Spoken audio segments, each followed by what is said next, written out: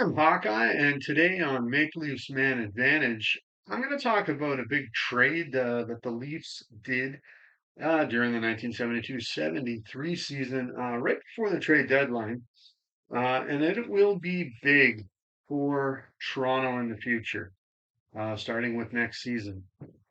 It'll be a big one. So we'll talk about that today. Nice little short video, I hope here, anyways. But on March the 3rd, 1973, the Leafs made a deal with the Boston Bruins, who had won the Stanley Cup the previous season. The Bruins in this trade received goaltender Jacques Plante and the 1973 third round draft pick.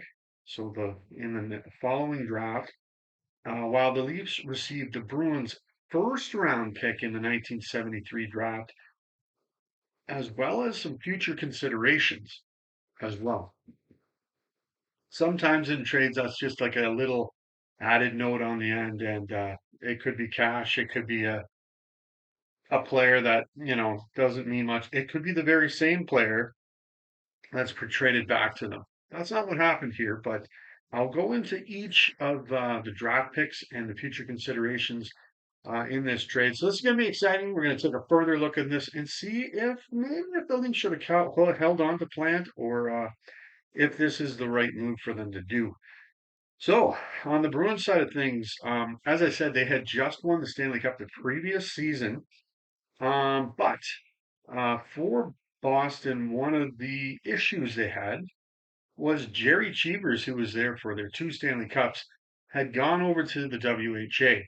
They still had Eddie Johnston, but they were looking for an upgrade in net, somebody to play along with Johnston in the net, and try and work towards getting their second consecutive cup or three cups in 4 years in Boston. So yeah, as I said, Cheevers, he's over in the WHA playing with the Cleveland Crusaders. He's there for 4 seasons, so he's not coming back anytime soon. So as I said, in that they had Eddie Johnston in Boston, but they also had used Ross Brooks and John Adams as well in the net. So they've already tried three goalies. Now, honestly, looking at the stats, Brooks' record was quite good. It was 11-1-3 and a 904 save percentage, 264 goals against average, and he had one shutout.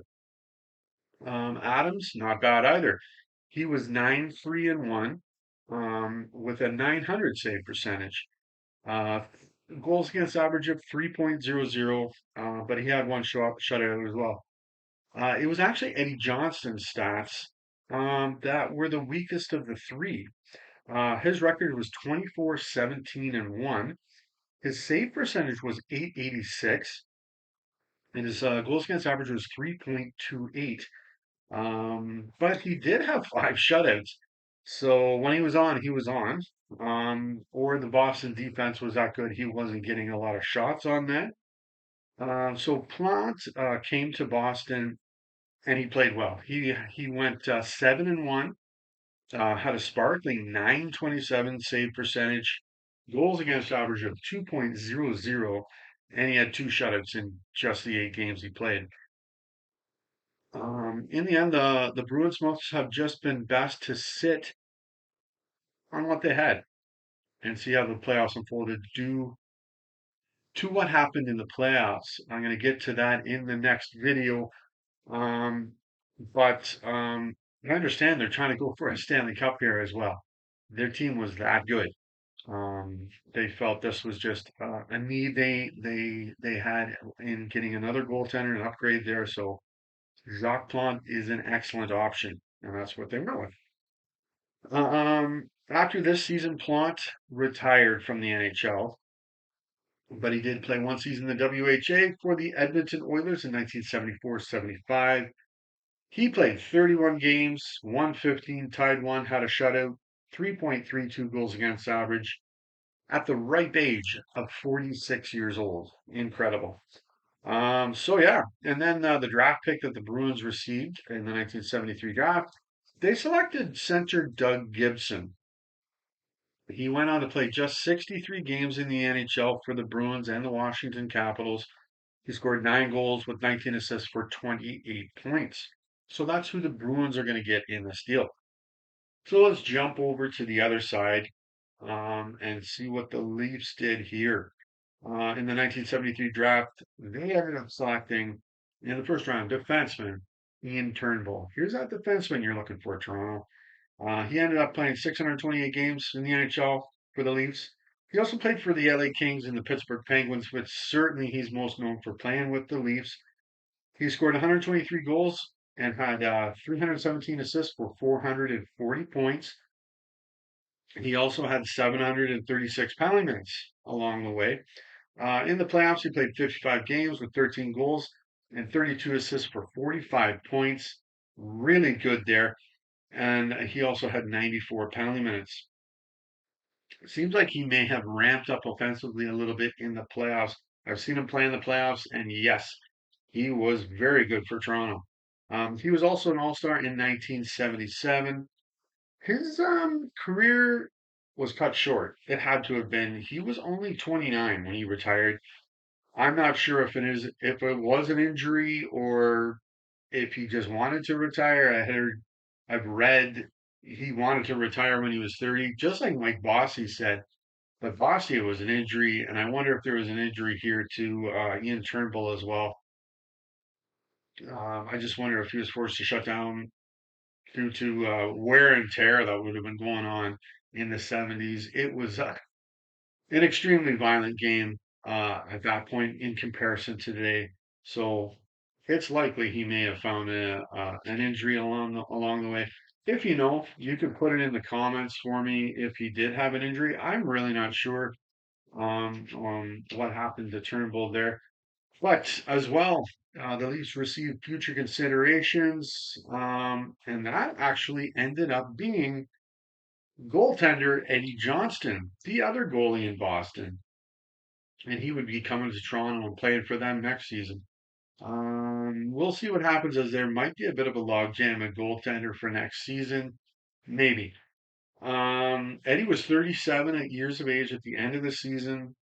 He had played 444 games for the Bruins. He had 182 wins. I can't speak here, going too fast. 54 ties, 27 shutouts, a 900 save percentage, and a 3.22 goals against average. He also had 2 Stanley Cups. That's huge. He would go on to play 148 more games at that point when he comes to Toronto, get 54 more wins, 24 ties, and 5 more shutouts. Yeah. Whether or not I hang on to Eddie, that is totally beside the point. I'll take him. We'll be getting Eddie Turnbull. Um, yeah, for a retiring goalie who is a Hall of Famer, amazing goalie, but he's about to retire here. And a draft pick that doesn't really turn out. Man, that's good for Toronto. That's a good one there. So we're going to take a look at my team now. There was just one trade there, but you're going to say, who are they going to put in there? They only got Bernie. Well, we got Bernie Perrant and Gord McCrae. He was signed as a free agent, I believe, right after this trade. And sure, we'll put him in net. For the Leafs, it was Lowe and McCrae, 2 rookies. But I still got Bernie. Got Bernie Perrant and Gord McCrae. And in the end, McCrae may not get as much playing time as he did for the Leafs. I'm going to give it to Perrant. He's my guy in net. So there you go. We got Gord McCrae as the other goalie. But yeah, Gord, to give you his stats, he ended up playing 71 games for the Leafs. He won 30, tied 10. He got 1 shutout, had an 885 save percentage. Not too terrible for a backup at that time, and a 3.50 goals against average. He ended up playing 5 seasons with the Leafs. So there you go. That's it. So you're gonna get rid of Jacques Plante. But there you have it. So yeah, if you like the video, go ahead and hit like.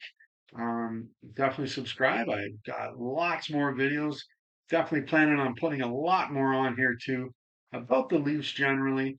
And if you want to comment on anything, like exactly what happened to Turnbull there, go ahead and do so. I would appreciate that. But anyways, until next time, go Leafs, go.